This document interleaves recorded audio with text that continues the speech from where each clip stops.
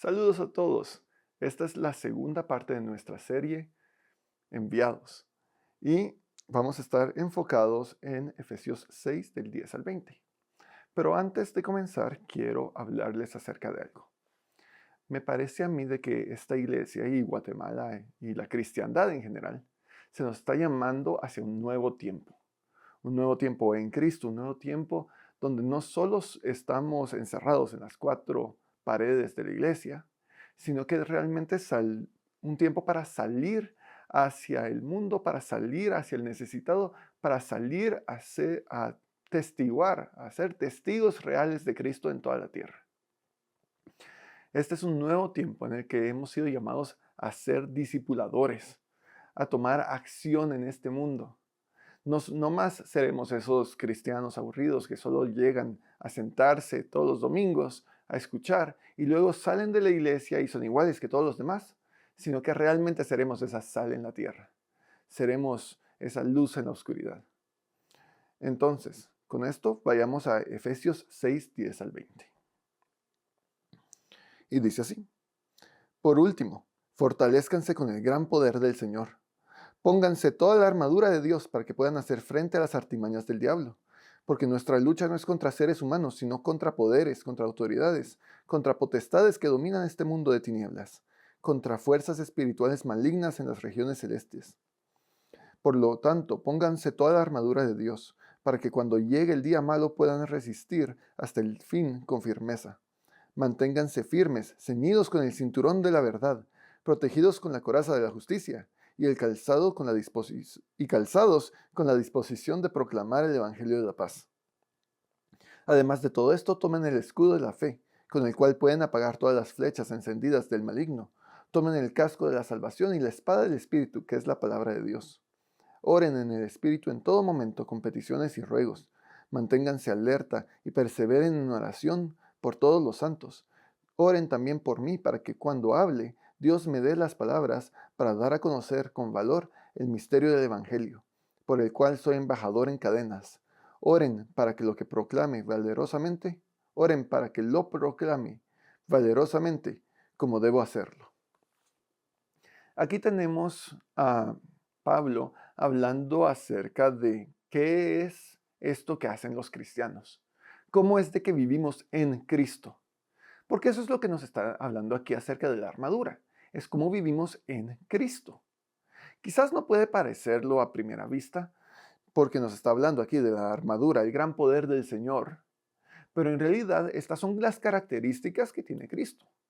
Cuando nos habla aquí acerca del cinturón de la verdad, ¿quién es la verdad sino Cristo? Cuando nos habla de estar protegidos por la coraza de la justicia, esa justicia no la ha dado Cristo. No son nuestras obras, pero es Cristo quien nos da justicia. Calzados con la disposición de proclamar el Evangelio de la paz, es literalmente la acción de Cristo en esta tierra. Es lo que Él hizo día tras día, noche tras noche. Además de todo esto, tomen el escudo de la fe.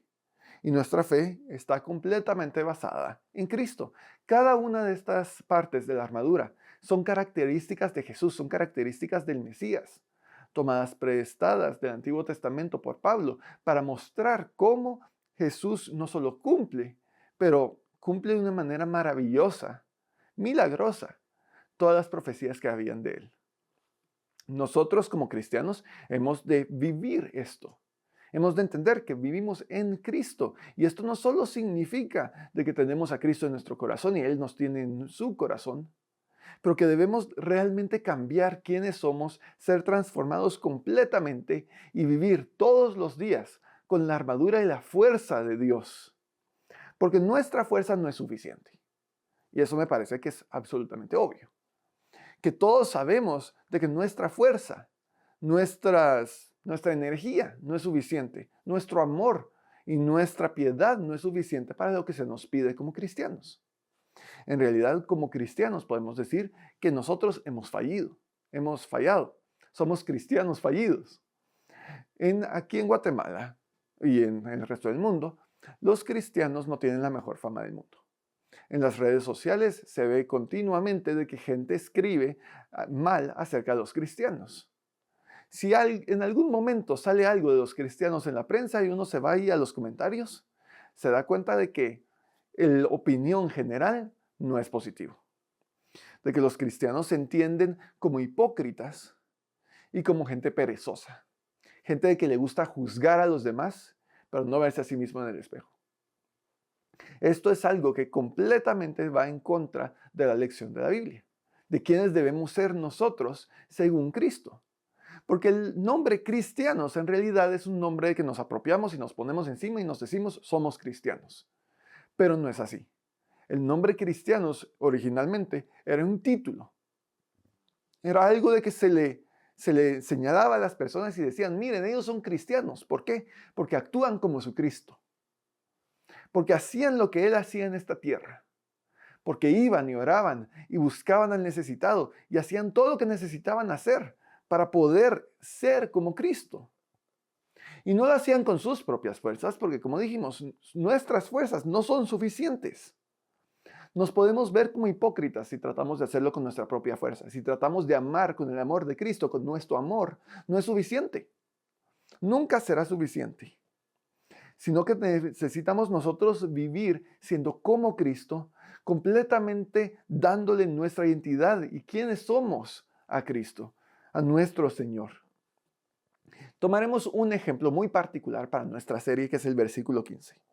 Calzados con la disposición de proclamar el Evangelio de la paz. Notemos de que eso era lo que hacía Jesús. Es la acción, es el vivir, es el caminar de Cristo. Si nosotros estamos buscando a Cristo y buscando seguir su caminar, entonces, ¿qué más hacer? Sino que imitar sus acciones. Y Jesús caminaba por todos lados. Se iba por caminos raros para poder llegar a la gente que necesitaban oír la palabra de Dios. Oírlo a Él hablar. Y nosotros, pues, tenemos que entender que esto es interesante. Porque, miren, yo lo busqué ahí en la inteligencia artificial. La inteligencia artificial de alguna manera llegó a mi teléfono, me imagino que los de ustedes también. Y yo le pregunté, ¿cuánto caminó Jesús? Y me puso que Jesús caminó más o menos 30,000 kilómetros. Y yo ahí empecé como a investigar cuántos son 30,000 kilómetros. Y la calle más larga de que hay en el mundo empieza en Sudáfrica y termina en la punta de Rusia. Y no son 30,000 kilómetros. Esa es como 28,000 kilómetros. Si queremos pensar en las Américas, ¿de dónde podrías caminar tú? Aquí en Guatemala, salís caminando. ¿Cuánto haces para hacer 30,000 kilómetros? Es básicamente la ruta interamericana 2 veces. Si empezás ahí en la punta de Alaska, bajás hasta la punta de Chile y de regreso, esos son 30,000 kilómetros. Jesús, en sus 33 años de vida, caminó eso. Lo que significa que si nosotros como cristianos vivimos 90 años de cristianos, deberíamos, si estamos imitando a Cristo de esta manera, caminar 90,000 kilómetros. Y esto que es a pie. En carro te puedes hacer 90,000 kilómetros y dejas el carro en el final. Pero ahora que tenemos tanta habilidad, tanta más posibilidad de hacerlo, ¿por qué no lo estamos haciendo? ¿Por qué es de que no estamos imitando a nuestro Señor? Me parece que necesitamos reevaluar esto, reevaluar qué significa realmente imitar a Jesús. ¿Qué significa ponerte el calzado de la disposición de proclamar el Evangelio de la paz? Porque es lo que nosotros decimos todas las veces que nos llamamos cristianos, es lo que estamos declarando que queremos hacer. Entonces, miremos qué significa para nosotros. No podemos ser cristianos hipócritas, perezosos, tirados en el sillón. Tenemos que ser cristianos imitadores de Cristo. Imitadores de Cristo como lo fue Pablo. Y vamos a Romanos 16:20 para entender qué significa caminar con la disposición de compartir el Evangelio.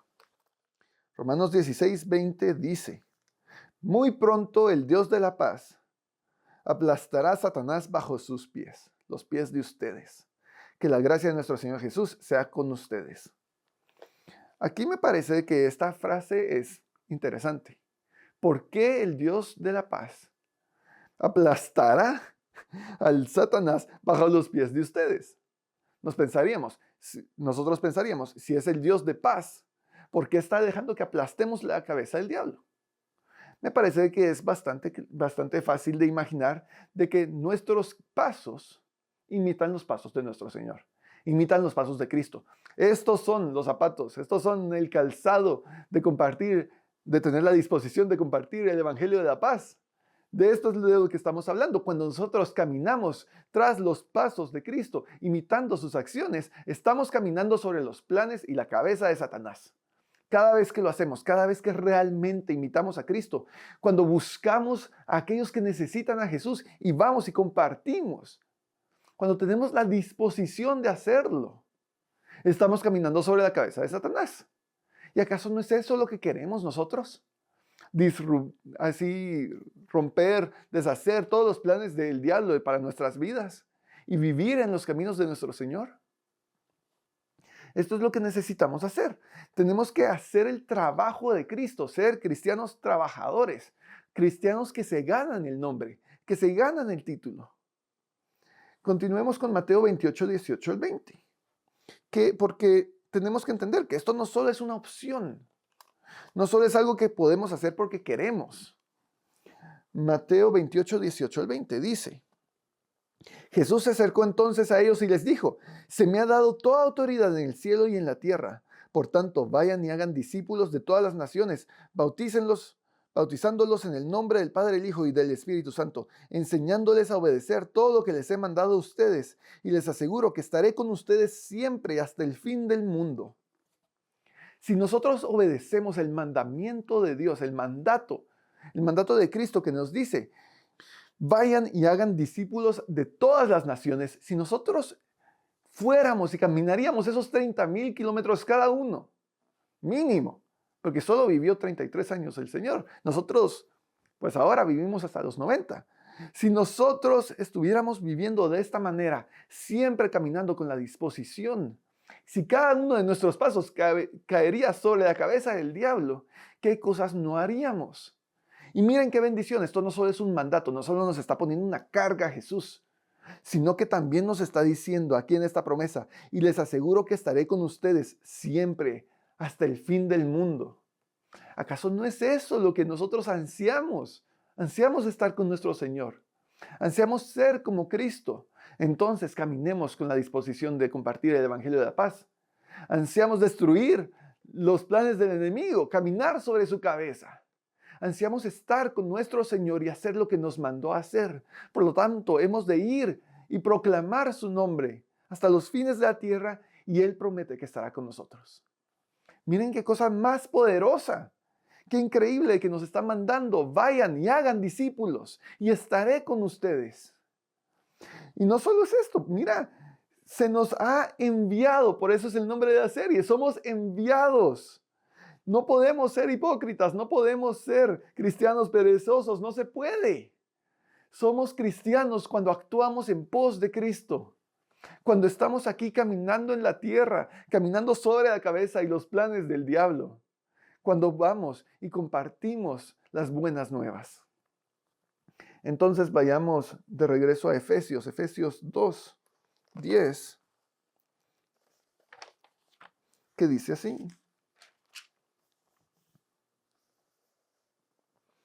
porque somos lechura de Dios, creados en Cristo Jesús para las buenas obras, las cuales Dios dispuso de antemano a fin de que las pongamos en práctica. Nosotros podemos decir a veces: mira, no me es tan fácil. No tengo muchos amigos no cristianos. No es como que salgo a encontrármelos en la calle. No es como que el vecino me toca la puerta y me pregunta: mira, ¿qué hay de Cristo?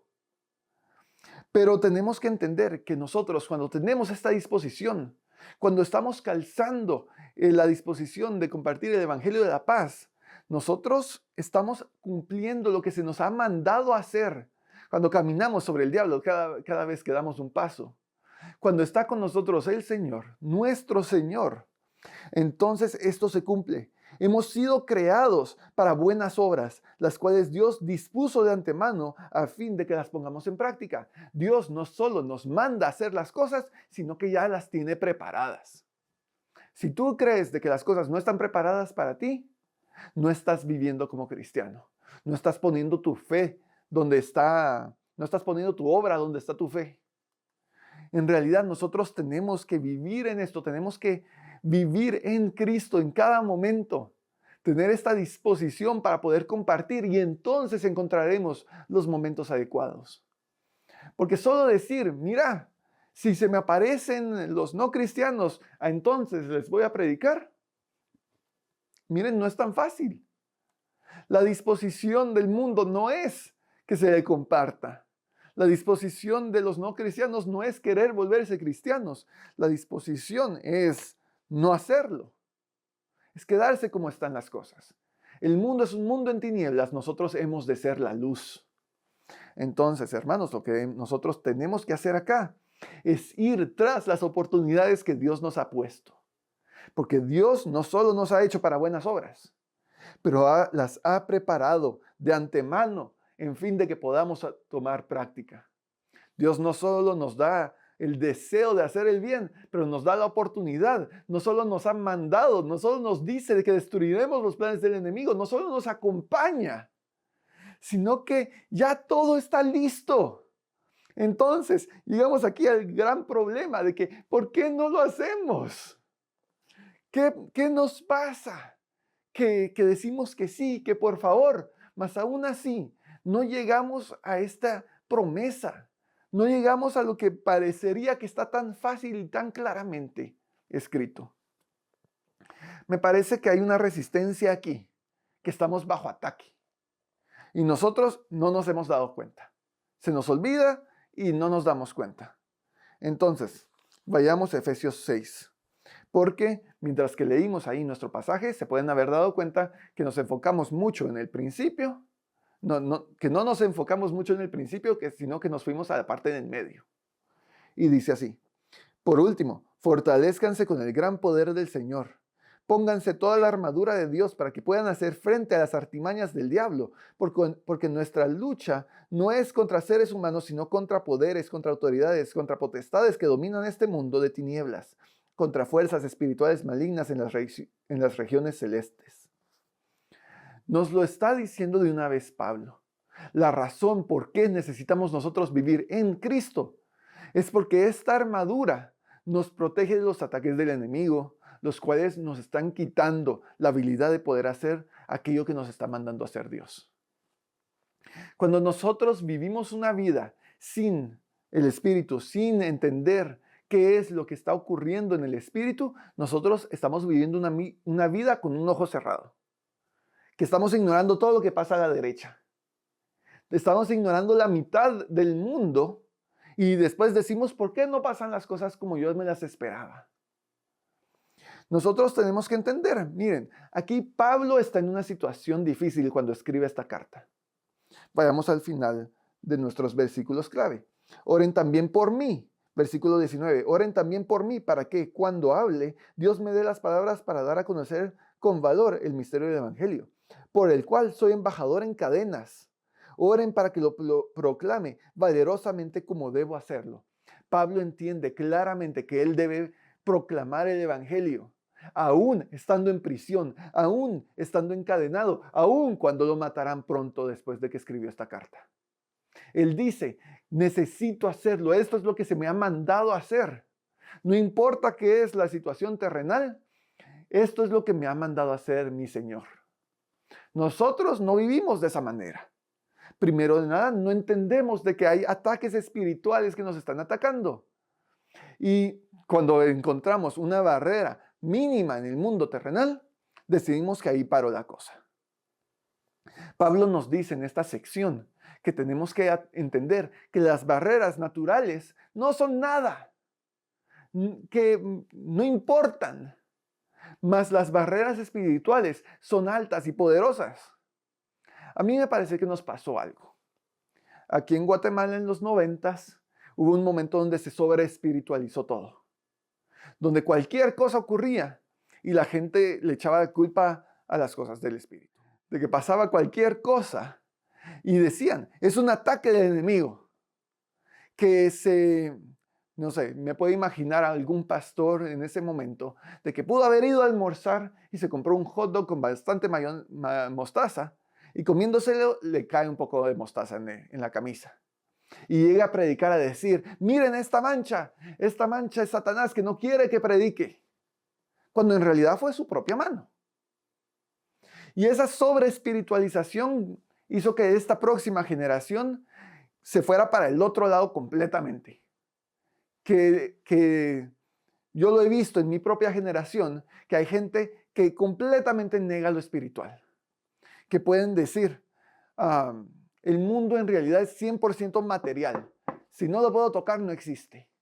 Y si no lo puedo tocar, bueno, puede ser que tenga un poquito de influencia, pero casi nada. Y entonces, en los 90s, en ese tiempo, en el tiempo del exceso de ver todo espiritual, la gente miraba en cada momento y en cada esquina miraba al diablo y decía, ahí está el diablo atacándonos en cualquier cosa.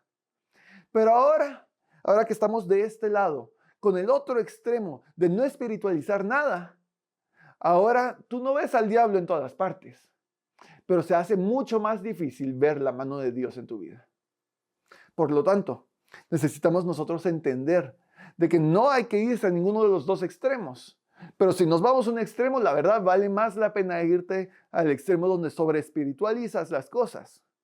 Porque entonces ves más poderosa la mano de Dios en tu vida.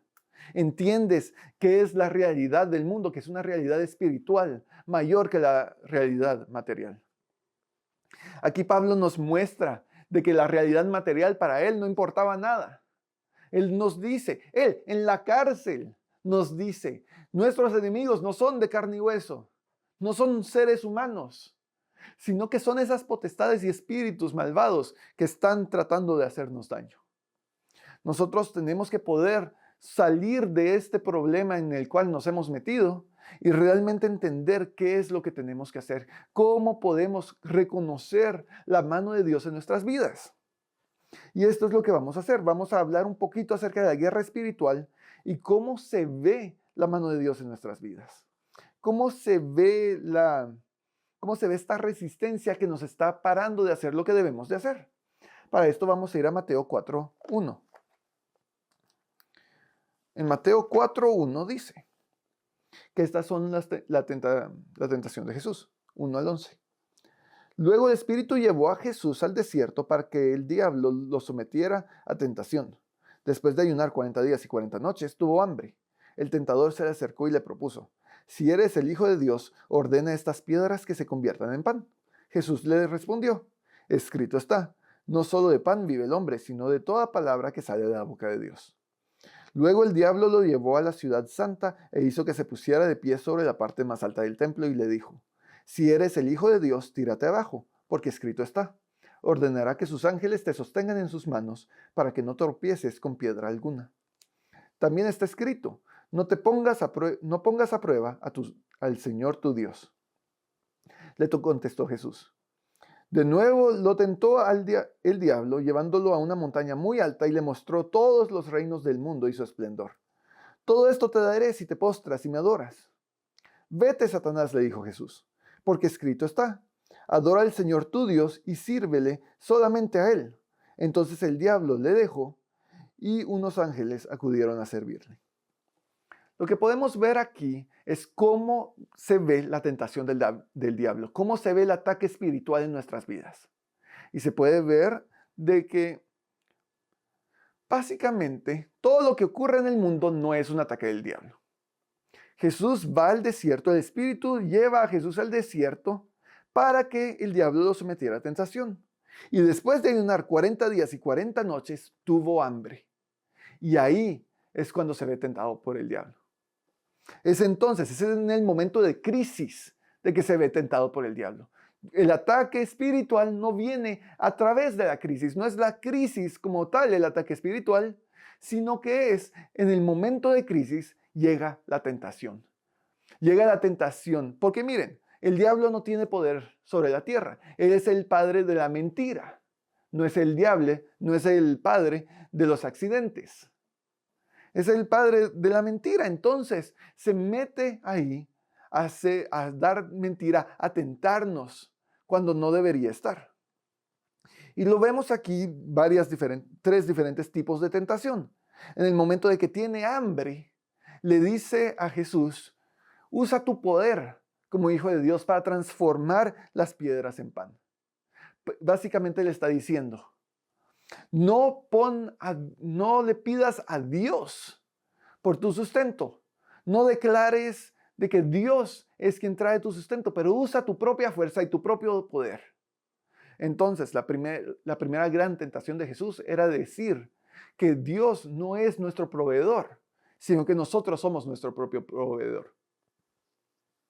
En el segundo punto le dice a Jesús que salte desde el templo y de que caiga ileso. Básicamente le está diciendo, muestra tu gloria fuera del tiempo de Dios. Haz la cosa que sería fácil. Le está diciendo, muéstrate a ti mismo como el Mesías sin la necesidad de morir en la cruz. Le está diciendo, ponte a ti mismo sobre a Dios. Pon tus intenciones sobre aquellas que Dios tiene en tu vida. Y esta es la segunda tentación de Jesús. Vemos un ataque del enemigo, de la misma manera que nos puede atacar a nosotros al decir, no vayas a buscar al necesitado, espera que lleguen a ti. Tú eres el importante. ¿Por qué vas a irle a tocar la puerta a la vecina? No es necesario, porque seguramente Dios te los pondrá a ti en el camino. La última tentación es que pone al Hijo de Dios enfrente de todas lo lleva a una montaña alta y le muestra todos los reinos del mundo y su esplendor. Y le dice, sí, te las daré si te postras y me adoras. Y entonces le dice, vete, Satanás, porque escrito está, adora al Señor tu Dios y sírvelo solamente a Él. Esta es una tentación del diablo en algo de que yo creo que todos podemos entender, que es al ver todo lo que hay en el mundo, nos dan ganas de tenerlo. Nos dan ganas de tener más y más. Ese es el espíritu del hombre. Yo quiero más. Y cuando nosotros hemos visto el mundo, nunca más quedamos satisfechos. Y entonces nos volvemos adoradores del mundo y no adoradores de Dios. Esta es la tentación del diablo, pero démonos cuenta. El diablo no nos está ofreciendo cosas que no queremos. El diablo no nos está atacando e hiriendo. Aunque sí lo vemos con Job, usualmente la tentación del diablo viene cuando tenemos momentos de crisis y nos tienta a pensar de que no debemos guardar la fe, que no tenemos que poner a Dios primero, que podemos salir nosotros con nuestra fuerza, cuando nosotros entendemos que nuestra fuerza no es suficiente. Hermanos, tenemos que entender esto claramente. No es nuestra fuerza, no es mi fuerza. Miren, aquí Jesús literalmente sacó fuerza de flaqueza después de 40 días y 40 noches de ayuno. ¿Por qué? Porque era el poder de Dios que sobreabundaba en él. Nosotros también tenemos que regresar a nuestro texto principal. Ponte el poder de nuestro Dios. Por último, fortalezcanse con el gran poder del Señor. Ponte la armadura, porque tú no eres suficiente. Yo no soy suficiente. No importa que tanto yo camine. Si yo camino por mis rumbos, no voy a encontrar aquello que necesito encontrar. No voy a poder caminar sobre la cabeza del diablo acompañado por Cristo. Si no hago lo que Él me está pidiendo a mí. Si no lo pongo a Él primero. Si no le doy toda mi fe. Hermanos, me parece a mí muy claro de que hay 4 diferentes maneras de cómo ocurren las cosas. Y la primera es porque vivimos en un mundo que no es perfecto. Es un mundo caído. Vivimos en el mundo de las tinieblas. Y entonces las cosas no son perfectas. A veces, ¿verdad? Se queda el carro sin gasolina. Si no le haces mantenimiento, se queda la batería. Las cosas se arruinan. Y entonces nosotros podemos estar caminando y encontrarnos con problemas en el mundo y no podemos echarle la culpa al diablo. Simplemente las cosas se arruinan.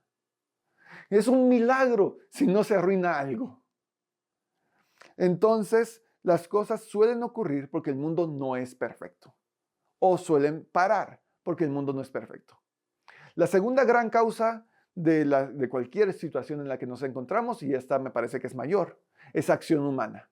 Es tu propia acción o la acción de los demás la que causa que las cosas ocurran en tu vida.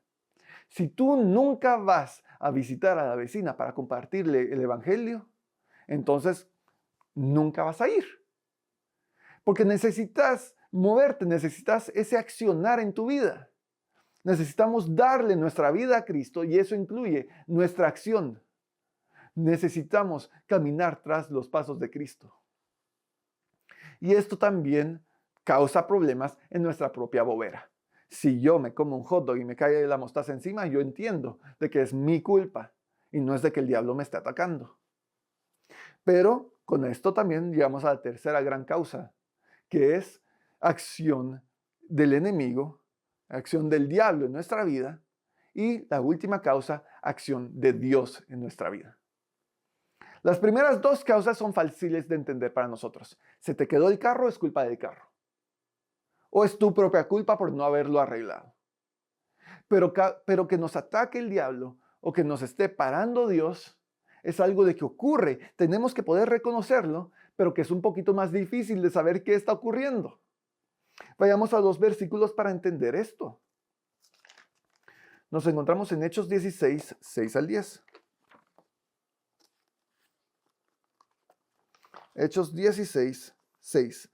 Atravesaron la región de Frigia y Galicia, ya que el Espíritu Santo les había impedido que predicaran la palabra en la provincia de Asia. Cuando llegaron cerca de Misia, intentaron pasar a Bitinia, pero el Espíritu de Jesús no se los permitió.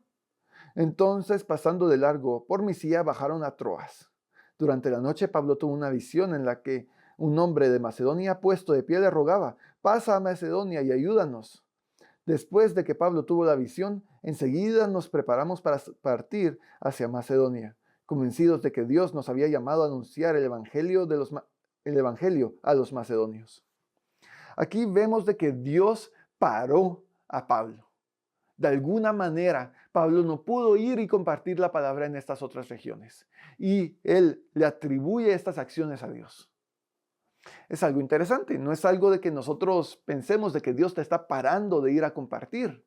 Pero démonos cuenta que Pablo trató de ir al norte, al este, al sur y no logró pasar por ninguna parte porque Dios lo estaba llamando al oeste. Si Dios te está llamando a predicar a un lugar, tenemos que ir ahí y Dios te puede parar de que te estés siguiendo por lados equivocados. Pero también encontramos de que no solo fue a esta región, sino que fue también a Tesalónica, a donde Pablo no pudo ir. No solo, sí. En Primera Tesalonicenses 2:18 dice así: si deseábamos visitarlos, yo mismo Pablo más de una vez intenté ir, pero Satanás nos lo impidió. ¿Cómo se los impidió Satanás? Vimos de que con Jesús fue a través de tentación, de que estaba hablándole a Jesús. El ataque espiritual venía siendo tentación, venía siendo mentiras. ¿Cómo es de que se los impidió? Pablo, miren, excelente escritor, pero en ocasiones muy austero. Ahorraba palabras y aquí no nos explica qué fue lo que pasó. Pablo no nos está explicando la diferencia entre qué es esa acción divina de que no permitió que predicara en esas regiones de Asia, pero tampoco nos explica qué fue lo que hizo el diablo para impedir de que fuera hacia Tesalónica. ¿Qué es lo que ocurrió ahí? ¿Cuál es la diferencia? Miren, Dios preparó todo el camino para que Pablo fuera a Macedonia, preparó a las personas que se encontraría ahí, preparó todo para que Pablo pudiera ser quien Pablo fue. Pero vemos aquí de que él trató de ir a Tesalónica y no pudo ir porque Satanás se lo impidió. Y él puede reconocer esto, puede reconocer la diferencia entre las dos situaciones. Entonces, ¿qué podemos hacer acá? Hermanos, este es el problema con no sobreespiritualizar las cosas, con no espiritualizar las cosas como tal, con no reconocer que el mundo es en parte espiritual. Es de que no reconocemos la acción de Dios y la acción del diablo en nuestras vidas. Como les he dicho, este es un nuevo tiempo. Hemos sido llamados a discipular, hemos sido llamados a caminar, a predicar. Hemos sido llamados a ir a buscar a Dios en todo momento y a compartir a Dios en nuestras vidas. Si esto es verdad, entonces se nos ha preparado, pero hemos de reconocer cómo funciona esa preparación. Vayamos finalmente a Hechos 1:8. Y en Hechos 1:8 dice así: pero cuando venga el Espíritu Santo sobre ustedes, recibirán poder y serán mis testigos tanto en Jerusalén como en toda Judea y Samaria hasta los confines de la tierra. Hermanos, si se nos ha llamado a ir y a predicar, como me parece que yo lo he probado, que se nos ha llamado a ir y a ser discípulos a toda la tierra, a estar acompañados de Cristo, a caminar sobre la cabeza del enemigo, a tener el calzado de la disposición de predicar el Evangelio de la paz, y se nos ha preparado no solo el deseo, pero la oportunidad para hacerlo por Dios. Entonces, lo que necesitamos, la última cosa que nos hace falta para poder distinguir la acción de Dios en nuestra vida contra la acción del enemigo, para poder distinguir lo que Dios nos está pidiendo que hagamos, necesitamos al Espíritu Santo en nuestras vidas. Necesitamos esa claridad espiritual para poder recibir el poder, para poder ir y actuar como se nos ha llamado. Hermanos, hoy es un nuevo día. La gracia y la misericordia de Dios es nueva todos los días. Entonces todos los días son un nuevo día y es un nuevo tiempo donde podemos ir y tomar las promesas del Señor para nuestras vidas. Pero hoy que estamos aquí, en este momento, en este lugar, en este tiempo, llamados por Dios, los invito a buscar en sus vidas al Espíritu Santo, a abrir su corazón, a orar y a ayunar y realmente a entregar su corazón al Espíritu Santo. Porque sin Él no podemos reconocer qué es bueno y qué es malo. No podemos reconocer, no podemos diferenciar la acción del diablo y la acción de Dios en nuestras vidas.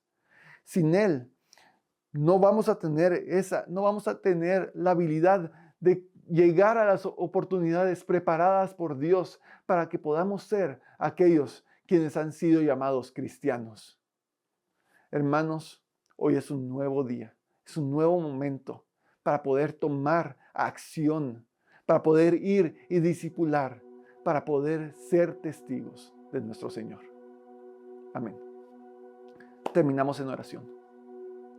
Dios, gracias porque tú, Señor, nos has dado tu palabra, porque tú nos has prometido, nos has mandado, Señor, para poder ser tu cuerpo en esta tierra. Nos has dado promesas, nos has dado poder, y el Espíritu Santo puede habitar en nosotros. Te pedimos, oh Señor, abre nuestros corazones. Abre, Señor, nuestros corazones y desciende el Espíritu Santo sobre nosotros. Desciende y llena nuestros corazones como un río de agua viva que destruye todo lo que está en su camino. Desciende en nuestro corazón, oh Señor, y destruye toda barrera que nosotros hayamos construido. Danos más de ti, oh Señor, el día de hoy. Te llamamos a nuestro corazón, oh Dios, danos más de ti. Porque te necesitamos y porque te queremos y porque, Señor, nuestra fuerza no es suficiente para lo que nos has llamado. Te pedimos, oh Dios, ayúdanos a crecer más en ti. Ayúdanos, oh Señor, a que nuestro corazón esté lleno de ti y que rebose, Señor, de tu fuerza para nosotros. Oh Señor, te necesitamos. Dios, te pedimos que el día de hoy nuestros corazones sean llenos de tu Espíritu, que nuestros ojos sean abiertos al mundo espiritual, que nuestros oídos sean abiertos a tu voz y que te podamos distinguir qué es lo que tú quieres en nuestras vidas y que nunca más seamos tentados, oh Señor, o que si recibimos tentación que nunca nos vayamos hacia ella, hacia pensar que nuestros planes son los mejores. Que tú, Señor, no eres nuestro proveedor y que necesitamos, Señor, poder ser nuestros propios proveedores. Que nunca pensemos, oh Señor, que nuestra gloria debe ser mejor que la tuya. Dios, te pedimos que nuestro corazón siempre te busque a ti. Y te pedimos, oh Señor, que hoy nos llenes a cada uno de nosotros. Gracias, Padre. En el nombre de Jesús. Amén.